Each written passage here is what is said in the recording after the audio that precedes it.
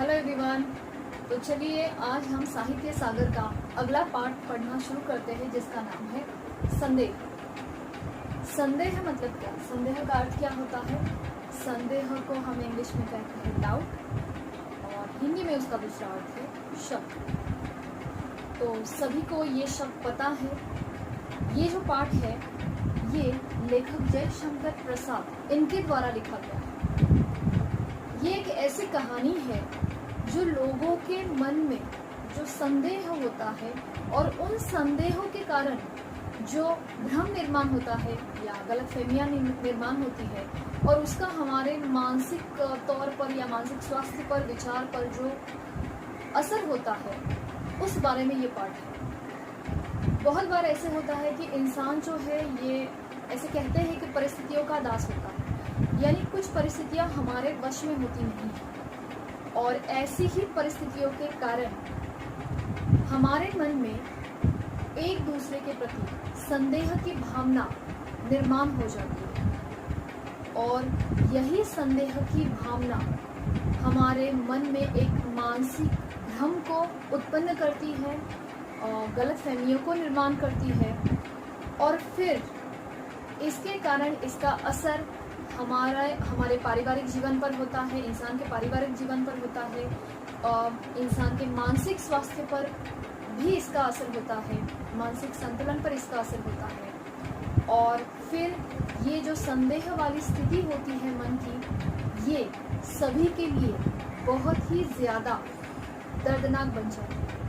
अतः हमें जब भी संदेह की स्थिति निर्माण होती है तो उसका सही समय पर वो जो भी संदेह है या जो भी गलतफहमियां हैं उनका सही समय पर निवारण करना चाहिए, यानी उनको जो भी गलतफहमियां उनको दूर करना चाहिए सही समय पर, नहीं तो आगे जाकर ये बहुत ही बुरा असर परिवार पर कर सकती है और इंसान के जीवन पर भी कर सकती है। तो कुछ इसी प्रकार की सीख या इसी प्रकार का उद्देश्य इस पाठ के द्वारा लेखक ने प्रकट किया है।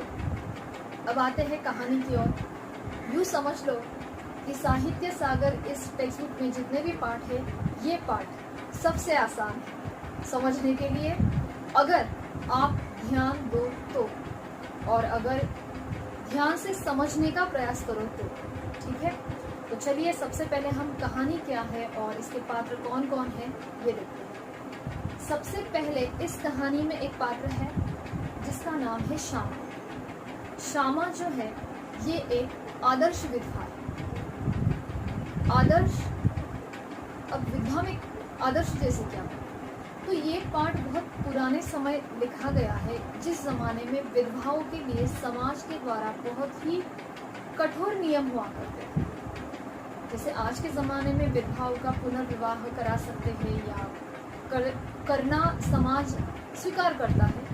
एक ज़माना था कि इन बातों को समाज इतनी आसानी से स्वीकार नहीं करता था, तो विधवाओं के लिए बहुत कठोर नियम समाज के थे और श्यामा उन नियमों का पूरी तरह से पालन करती थी। या यूँ समझ लो कि वो पतिव्रता स्त्री थी, तो अपने पति के देहांत के बाद भी उसने किसी दूसरे व्यक्ति को अपने हृदय में स्थान नहीं दिया था।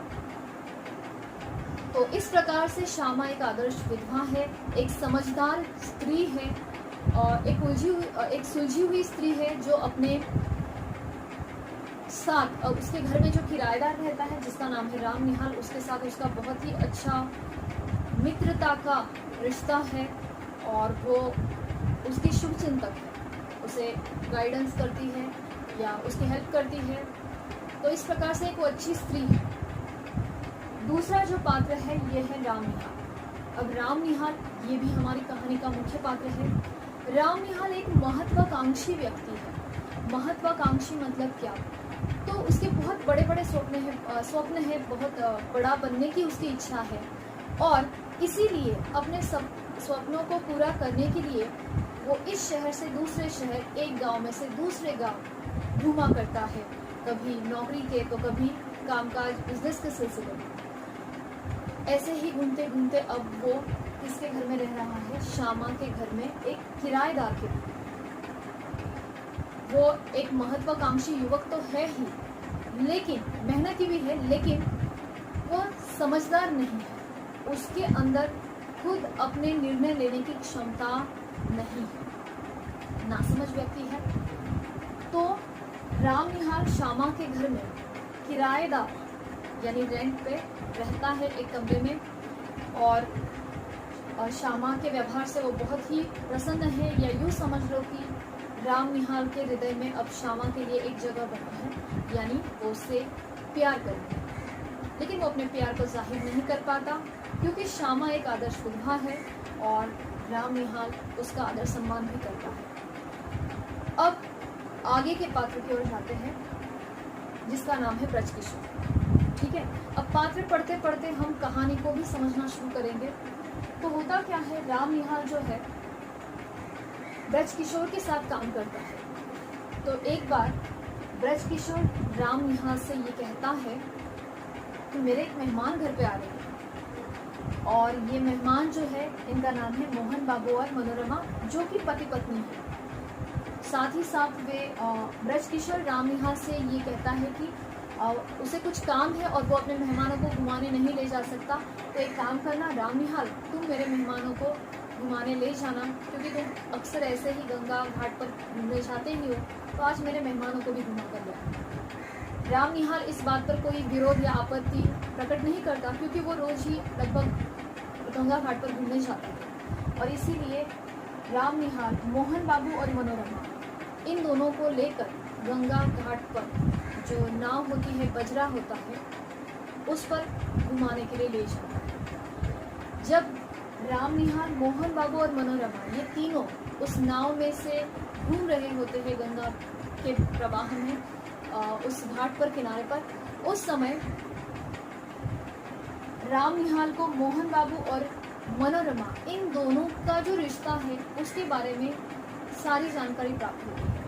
तो जानकारी क्या होती है, जब ये लोग घूम रहे होते हैं तो राम निहाल और मनोरमा ये नज़दीक आ जाते हैं और राम निहाल को ऐसे लगने लगता है कि मनोरमा उसके प्रति आकर्षित हुई है, यानी उससे शायद प्रेम करने लगी है। वो कुछ ही देर की मुलाकात में राम निहाल के मन में ऐसे विचार आने लगते हैं, और उसके लिए कारण होता है मोहन बाबू का व्यवहार और मनोरमा का राम निहाल से बात करने का, विनती करने का तरीका। क्या विनती करती है वह? तो मनोरमा राम निहाल से विनती करती है कि मेरे पति जो है वो थोड़े विक्षिप्त स्वभाव के हैं। विक्षिप्त यानी पागल से, कभी कुछ तो कभी कुछ ऐसा व्यवहार करते हैं, तो आप संभल कर रहें। अब ये सुनकर राम निहाल जो है ये भी अलर्ट हो जाता है, और वो सच में देखता है कि मोहन बाबू का व्यवहार उस नाव में अपने पत्नी के प्रति जो उनका व्यवहार था वो बिल्कुल अलग था, बिल्कुल पागल जैसा था। कभी इतने भावनात्मक स्तर उनका बढ़ जाता था, यानी इतने एक्साइटेड हो जाते थे कि एकदम अजीब सी बातें करने लगते। कभी अपने पत्नी पर शक प्रकट कर रहे थे, डाउट ले रहे थे, वो भी राम निहाल के सामने। तो कभी उसके पैर पकड़कर उसकी माफ़ी भी मांग रहे थे। मोहन बाबू का ये ऐसा विचित्र व्यवहार देखकर राम निहाल को इन दोनों के रिश्ते का अंदाज़ा आ जाता है। जाते जाते मनोरमा जो है वो नाव में ही, जब उनका वो नौका विहार पूरा हो जाता है, तो जाते जाते मनोरमा फिर से राम निहाल से प्रार्थना करती है कि उसे राम निहाल की, यानी मनोरमा क्या विनती करती है राम निहाल से कि मनोरमा को राम निहाल के सहायता की आवश्यकता है, तो आप मेरी सहायता कीजिए। अब मनोरमा एक सुंदर स्त्री है और बहुत आकर्षक थी, तो राम निहाल के मन में ये जो विचार आ रहे थे कि शायद मनोरमा उसके प्रति आकर्षित हुई है या उसे प्रेम करने लगी है। मनोरमा की विनती सुनकर उसका ये जो संदेह है कि मनोरमा उसे प्रेम करती है, ये एकदम पक्का हो जाता है और उसे विश्वास हो जाता है कि हाँ, सच में मनोरमा मेरे प्रति आकर्षित है। नौका विहार खत्म होने के बाद मोहन बाबू मनोरमा अपने यहाँ चले जाते हैं, लेकिन मनोरमा फिर भी उस एक साल में बहुत सारी चिट्ठियाँ राम निहाल को भेजती है, और उससे उन चिट्ठियों के द्वारा शायद वो विनती करती है कि मनोरमा को राम निहाल की मदद की आवश्यकता है। अब ये मनोरमा मदद की मांग क्यों कर रही है, और उसका कारण है ब्रजकिशोर। ब्रजकिशोर, मोहन बाबू और मनोरमा इन दोनों का संबंधी है, कोई रिलेटिव है जो नज़दीकी रिश्तेदार है, और ये एक बहुत ही चालाक और कपटी इंसान है, षड्यंत्री है।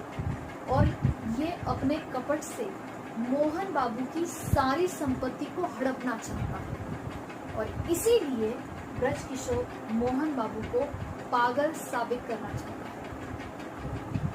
मनोरमा को इस बात का अंदाजा है कि ब्रज किशोर कैसा आदमी है और किस तरह से वो उसके परिवार में या उसके परिवार को बर्बाद करने पे तुला है। इसीलिए मनोरमा किसकी सहायता मांगती है? राम निहाल।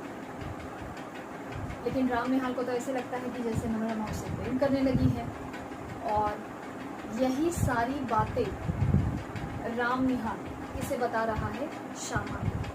तो ये जो घटी हुई अभी तक सुनी अपनी हमने घटना, ये सारी बातें राम निहाल श्यामा को बताता।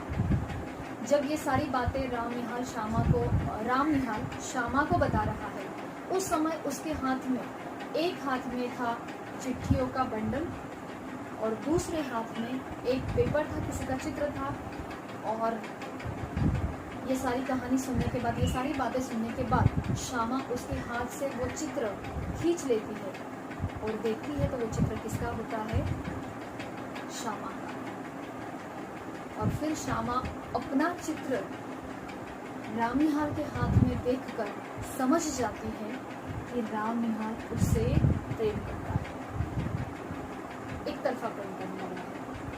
तो श्यामा जो कि एक बहुत समझदार स्त्री है, राम निहाल को समझाती है कि ये तुमने अच्छा अपने मनोरंजन के लिए, अपने मन के खेल के लिए या एंटरटेनमेंट के लिए अच्छा साधन जुटाया है। क्या मतलब तुम ऐसा समझ रहे हो कि मनोरमा तुमसे प्रेम करती है और तुम मुझसे प्रेम करते हो? ऐसी कोई भी बात नहीं है। ये बहुत ही आत्मविश्वास के साथ, बहुत समझदारी से राम निहाल को समझाती है कि ये जो लड़कपन है मुझसे प्रेम करने का, ये तुम बंद कर दो, ऐसा कुछ भी नहीं है। और मनोरमा तुम्हारे लिए पागल है या तुमसे प्रेम करने लगी है, इस बात को अपने दिमाग से निकाल दो। और सच में मनोरमा को तुम्हारे मदद की आवश्यकता है। इस ब्रज किशोर के षड्यंत्र से उसके परिवार को बचाने के लिए मनोरमा तुम्हारी मदद मांग रही है। तो जाओ और उसे मदद करो और मदद करके वापस यहीं पर आ जाओ। और इस प्रकार से यहाँ पे अपना पाठ खत्म हो जाता है। तो ये है कहानी के पात्र और इस प्रकार से ये कहानी है। एक बार पात्र में फिर से दोहराती हूँ। श्यामा एक आदर्श विधवा है, एक आत्मविश्वास या सम्मान भरी स्त्री है और ये बहुत ही अच्छी है। राम निहाल की शुभ चिंतक है। राम निहाल एक किराएदार है, एक महत्वाकांक्षी युवक है, यानी बड़े बड़े स्वप्न देखने वाला व्यक्ति जो अपने स्वप्नों को पूरा करने के लिए एक शहर से दूसरे शहर घूमता रहता है। और अब वो किसके घर में आता है? श्यामा के घर में एक कमरे में किराएदार के तौर पर रहता है और उसे श्यामा के घर में बहुत ही घर जैसा माहौल प्राप्त होता है। ठीक है। फिर है ब्रज किशोर। ब्रज किशोर जो कि राम निहाल और ये दोनों साथ में काम करते हैं। ब्रज किशोर जो है ये बहुत ही षड्यंत्री चालाक व्यक्ति है जो मोहन बाबू की सारी संपत्ति को हड़पना चाहता है और इसीलिए मोहन बाबू को पागल साबित करने पर तुला है। ठीक है। उसके बाद है मोहन बाबू। मोहन बाबू ये एक बहुत ही विक्षिप्त स्वभाव के व्यक्ति है, या तो उनका स्वभाव नहीं है, बस उनके मन में ये संदेह है। देखो कुछ लोग ऐसे होते हैं ना जो अपनी भावनात्मक स्थिति को हैंडल नहीं कर पाते या जो भावनात्मक तौर पर बदलाव आते हैं वो उनको स्वीकार नहीं कर पाते, या क्या सही है क्या गलत है, क्या हो सकता है क्या नहीं हो सकता, इन बातों पर वे सोच नहीं पाते।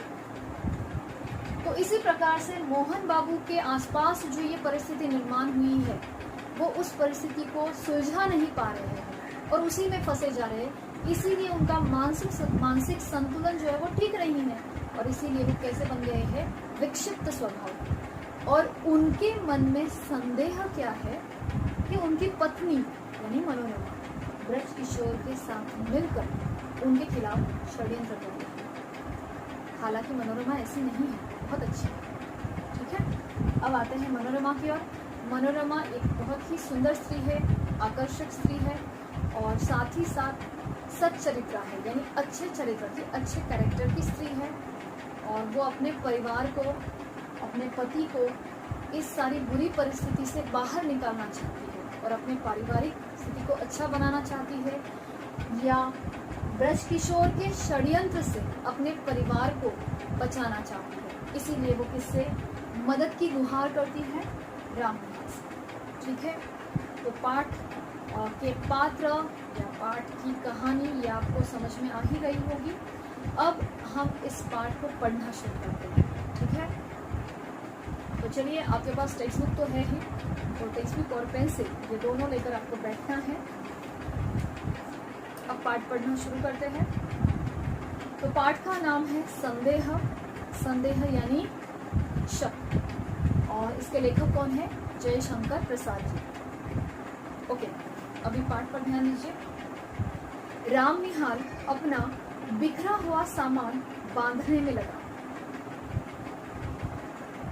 यानी वो अपनी पैकिंग कर रहा है, कहीं पे जाने की तैयारी। जंगले में धूप आकर उसके छोटे से शीशे पर तड़प रही थी। अच्छा ध्यान दीजिए, ये जो फर्स्ट पैराग्राफ है, पहला पैराग्राफ की 3-4 लाइन, ये उस वक्त का वर्णन किया गया है, उस सिचुएशन का, उस स्थिति का, जब रामनिहाल श्यामा का घर छोड़ के जा रहा है। ठीक है, तो देखिए, जंगले में से धूप आकर उसके छोटे से शीशे पर तड़प रही थी। जंगले का अर्थ होता है छोटी खिड़की, विंडो। ओके, या खिड़की का एक छोटा सा हिस्सा, तो आप यहाँ पे छोटी खिड़की लिख सकते हो। जंगले का अर्थ, जंगले में से धूप आकर उसके छोटे से शीशे पर तड़प रही थी। शीशा यानी कांच। अपना उज्जवल आलोक खंड, उज्जवल यानी चमकदार, शुभ्र, सफेद। आलोक खंड यानी प्रकाश का वो एक छोटा सा हिस्सा। वह छोटा सा दर्पण बुद्ध की सुंदर प्रतिमा को अर्पण कर रहा था। तो एक छोटा सा मतलब एक प्रकाश का छोटा सा हिस्सा उस खिड़की में से आ रहा था और वो छोटे दर्पण पर, दर्पण यानी आईना, दर्पण बुद्ध की सुंदर प्रतिमा को अर्पण कर रहा था। इसका अर्थ क्या है? जैसे यहाँ पे अगर विंडो है तो विंडो से धूप आ रही थी और यहाँ पे आईना है, तो वो धूप या जो प्रकाश का हिस्सा आता है विंडो से, वो आकर दर्पण पर गिरके यानी आईने पर गिरकर रिफ्लेक्ट होकर यहाँ पे कोई मूर्ति रखी है बुद्ध देव की, भगवान गौतम बुद्ध जी की, तो उस मूर्ति पर ये जो रिफ्लेक्शन है वो किस पर पड़ रहा था? भगवान बुद्ध जी की मूर्ति पर। समझा? ओके, अब फिर से ये सेंटेंस देखिए। जंगले में से धूप आकर उसके छोटे से शीशे पर तड़प रही थी। अपना उज्जवल आलोक खंड, वह छोटा सा दर्पण बुद्ध की सुंदर प्रतिमा को अर्पण कर रहा था। यानी वो छोटा सा प्रकाश का हिस्सा, वो दर्पण जो है, जो उसके ऊपर पड़ रहा था आईना, वो प्रकाश का टुकड़ा किसको अर्पण कर रहा था? बुद्ध जी की प्रतिमा को। प्रतिमा यानी मूर्ति। किंतु प्रतिमा ध्यानमग्न थी। प्रतिमा कैसी थी? ध्यानमग्न। तो आपको पता है भगवान गौतम बुद्ध जी की मूर्ति जो है वो हमेशा ऐसे ध्यानमग्न होती है, राइट? उसकी आंखें धूप से चौंधी आती नहीं थी। अब आंखें चौंधी आना मतलब क्या? जब बहुत ज्यादा प्रकाश हमारी आंखों पर गिरता है, बहुत ज्यादा लाइट हमारी आंखों पर आती है, तो हमारी आंखें अपने आप बंद हो जाती हैं, उस प्रकाश को सहन नहीं कर पाती। उसे कहते हैं आंखें चौंधी आना। उसकी आंखें धूप से चौंधी आती ना थी, वो तो मूर्ति है, तो मूर्ति की आंखें वैसे भी धूप से चौंधी आएगी नहीं। प्रतिमा का शांत गंभीर मुख और भी प्रसन्न हो रहा था। जब वो आईने से प्रकाश का रिफ्लेक्शन उस मूर्ति पर गिर रहा था, तो वो सुंदर प्रतिमा का, ध्यानमग्न प्रतिमा का जो मुख है वो और प्रसन्न लग रहा था। ठीक है, किंतु रामनिहाल उधर देखता न था। तो ये उस सुंदरता का वर्णन है, मूर्ति की सुंदरता, उस माहौल की। लेकिन रामनिहाल का ध्यान उस मूर्ति की तरफ, उस सुंदरता की तरफ नहीं था। वो अपने ही विचारों में था। अपने ही हाथ, उसके हाथों में था एक कागजों का बंडल। उसके हाथ में क्या था? एक कागजों का बंडल। बंडल को दूसरा शब्द है पुलिंदा।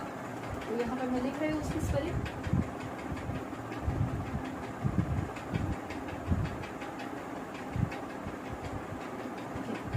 पुलिंदा यानी बंडल। बंडल तो इंग्लिश शब्द है, लेकिन हिंदी में से क्या बोलते हैं? पुलिंदा। एक कागजों का बंडल जिसे संदूक में रखने से पहले वह खोलना चाहता था। संदूक यानी क्या? बक्सा। तो पहले के ज़माने में लोग जब यहाँ से वहाँ जाते थे तो अपना सामान जो है वो रखने के लिए एक बड़े बक्से का उपयोग करते थे, जो कि लोहे का या लकड़ी का हुआ करता था। उसे कहते हैं संदूक। जिसे संदूक में रखने से पहले वह खोलना चाहता था। पढ़ने की इच्छा थी, फिर भी न जाने क्यों हिचक रहा था। यानी वो जो बंडल उसके हाथ में था कागजों का, उसकी बड़ी इच्छा हो रही थी कि वो पढ़े, लेकिन फिर भी पता नहीं क्यों नहीं पढ़ रहा था, हिचक रहा था और अपने को मना कर रहा था। अपने को क्या कर रहा था? मना कर रहा था, रोक रहा था खुद को कि नहीं नहीं ये पढ़ना नहीं। इच्छा तो हो रही है लेकिन नहीं पढ़ना। जैसे किसी भयानक वस्तु से बचने के लिए कोई बालक को रोकता। तो जिस प्रकार छोटा सा बालक अगर जैसे आग की तरफ जा रहा है, किसी गर्म वस्तु की तरफ जा रहा है, तो हम तुरंत उसे रोकते हैं, उसी तरह राम निहाल अपने मन को रोक रहा है कि नहीं नहीं ये पुलिंदा पढ़ना नहीं है। इच्छा तो हो रही है लेकिन नहीं पढ़ना। ठीक है, चलो अभी आगे का पैराग्राफ। बंडल तो रख दिया, पर दूसरा बड़ा सा लिफाफा खोल ही डाला। तो बंडल था एक हाथ में, वो तो उसने रख दिया, लेकिन उसके दूसरे हाथ में एक लिफाफा था। एक चित्र उसके हाथ में था। उसमें क्या था? एक चित्र, और आंखों में आंसू थे। कमरे में अब दो प्रतिमाएं थी। बुद्धदेव, प्रतिमाएं यानी मूर्ति, तो कितनी मूर्तियां हो गई? दो। बुद्धदेव अपनी विराग महिमा में निमग्न थे। तो दो मूर्तियां, जो मूर्तियां हैं वो किसकी थी? एक तो बुद्धदेव की मूर्ति थी और दूसरी है राम निहाल, क्योंकि वो भी बिल्कुल मूर्ति जैसा स्थिर बैठा हुआ था और उसकी आंखों से आंसू या आंसुओं की धारा बह रही थी। देखिए, बुद्धदेव अपनी विराग महिमा में निमग्न थे। विराग महिमा यानी अपने सन्यासीपन के भाव में निमग्न थे, यानी तल्लीन थे, हो गए। अच्छा, तल्लीन का स्पेलिंग यहाँ पे लिख रही हूँ।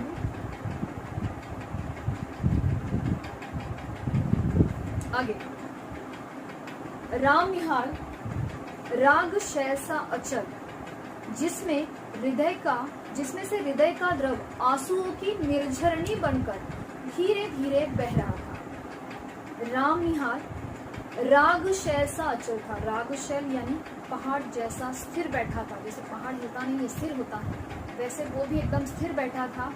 और उसके हृदय का द्रव यानी उसके हृदय की भावनाएं सारी जो है आंसुओं की निर्झरणी यानी आंसुओं का झरना बनकर धीरे धीरे बह रही थी। ठीक है, फिर से एक बार समझिए। राम निहाल पहाड़ जैसा स्थिर बैठा था और उसके हृदय की जो बातें हैं, भावनाएं हैं, उसका जो भी दुख दर्द है वो आंसुओं का झरना बनकर उसके आंखों से बह रहा है। ठीक है, आगे। किशोरी ने आकर हल्ला मचा दिया। किशोरी ये एक बालिका है जो आती है और कुछ कहती है। देखिए, भाभी, अरे भाभी, देखा नहीं तूने, निहाल बाबू रो रहे हैं, अरे तू चल भी। तो किशोरी ये एक बालिका है, उसने क्या कह दिया भाभी यानी श्यामा से कि देखिए वो राम निहाल बाबू रो रहे हैं, आप चलिए। तो श्यामा वहां आकर खड़ी हो गई। वहां यानी राम निहाल के कमरे में।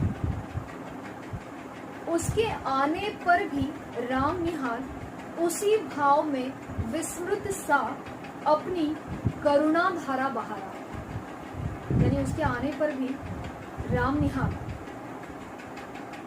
अपने ही विचार में खोया था और उसकी वो करुणा धारा, दुख के आंसू उसके बह रहे हो गया था अपने विचार में। श्यामा ने कहा, निहाल बाबू।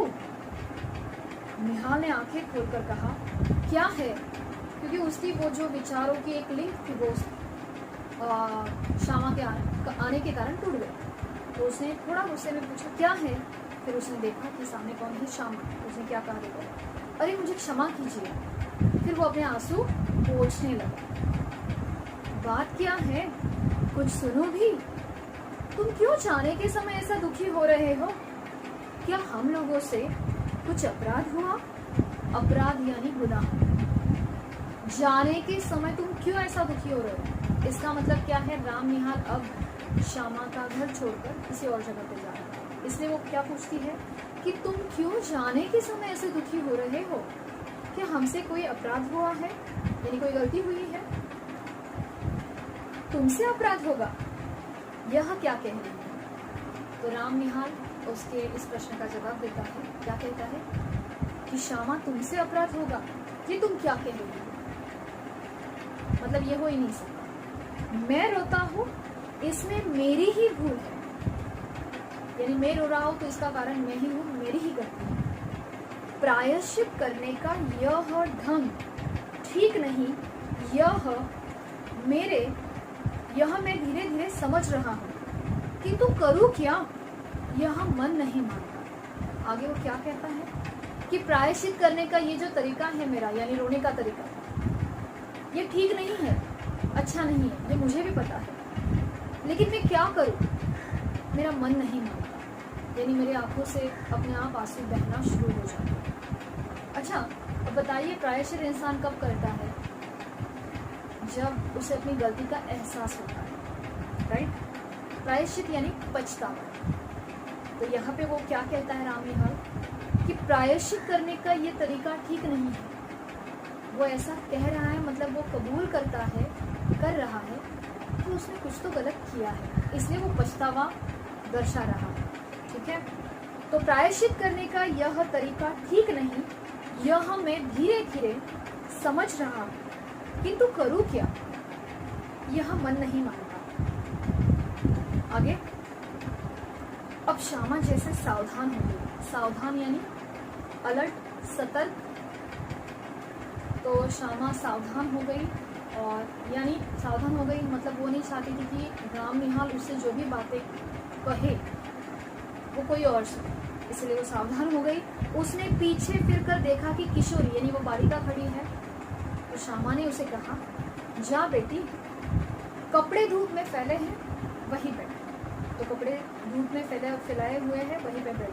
किशोरी चली गई। अब जैसे सुनने के लिए प्रस्तुत होकर श्यामा एक चटाई खींचकर बैठ गई। किशोरी के जाने के बाद श्यामा ने चटाई ली और राम निहाल के सामने बैठ गई, जैसे अब वो राम निहाल की सारी बातें सुनने के लिए एकदम तैयार है। उसके सामने छोटी सी बुद्ध की प्रतिमा सागवान की एक सुंदर मेज पर धूप के प्रतिबिंब में हंस रही थी। सागवान ये एक प्रकार की लकड़ी है, मजबूत होती है, तो सागवान ये लकड़ी का नाम है, आप वहाँ पे लिख देना। तो सागवान की सुंदर मेज यानी टेबल, तो सागवान के टेबल पर धूप के प्रतिबिंब में यानी रिफ्लेक्शन में, परछाई में वो जो सुंदर मूर्ति है वो हंस रही है। ठीक है, तो यहाँ तक पाठ आपको, तो इस प्रकार से हमने ये पाठ अब यहाँ तक पढ़ा है। आपको जितना भी पाठ हमने पढ़ा है वो सारा फिर से घर पे वापस पढ़ना है। उस पाठ में जो भी शब्द है जिनके अर्थ मैंने बताए हैं वो तो आपने लिखे होंगे। इसके अलावा भी अगर कोई शब्द आपको नहीं समझ में आता है तो वो आप मार्क कर सकते हो, जिससे हम अपने जो लेक्चर्स जब शुरू हो जाएंगे उसमें हम उसके अर्थ भी देखेंगे। लेकिन जब आप ये फर्स्ट पेज इस पाठ का पढ़ोगे तो इसमें पहला जो पैराग्राफ है तो उस मूर्ति का वर्णन है वो आपको ध्यानपूर्वक पढ़ना है, और साथ ही साथ राम निहाल के हाथ में कौन से 2 बंडल थे और वो क्यों पढ़ना नहीं चाहता था, उसमें क्या था ये तो बाद में देखेंगे, लेकिन ये क्यों नहीं पढ़ना चाहता था उसका एक वर्णन है वो आपको ध्यान रखना। ठीक है, तो जो भी प्रश्न उत्तर है वो आज की वीडियो के लिए कुछ भी नहीं है। जितना पाठ हमने पढ़ा है वो आपको घर पे फिर से पढ़ना है। बाकी का आगे का जो पाठ है वो हम अगले वीडियो में